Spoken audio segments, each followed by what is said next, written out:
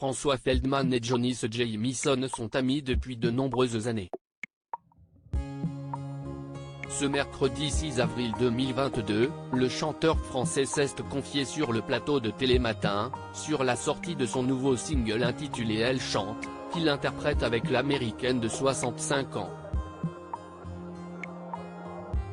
L'occasion pour lui de revenir sur leur rencontre particulière, pour l'enregistrement de la chanson Joue pas, sortie en 1889.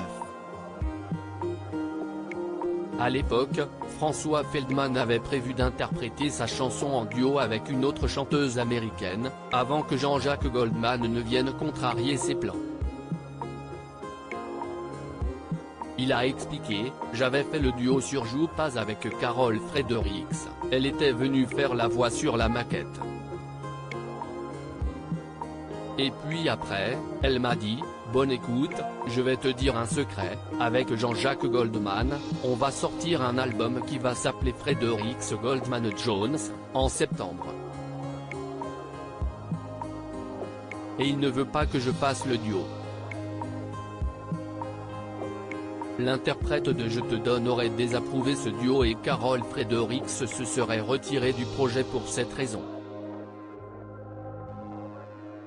Carole Fredericks a recommandé Johnny Jamison à François Feldman. Un peu embêté de devoir lâcher son ami, Carole Fredericks aurait confié à François Feldman que Jean-Jacques Goldman trouvait sa chanson pas mal avant de lui recommander une de ses amies. Selon François Feldman, la chanteuse américaine, morte en 2001 à l'âge de 49 ans, lui aurait dit « J'ai une copine, Johnny Jamison, elle est sur la tournée, elle fait tous les stades.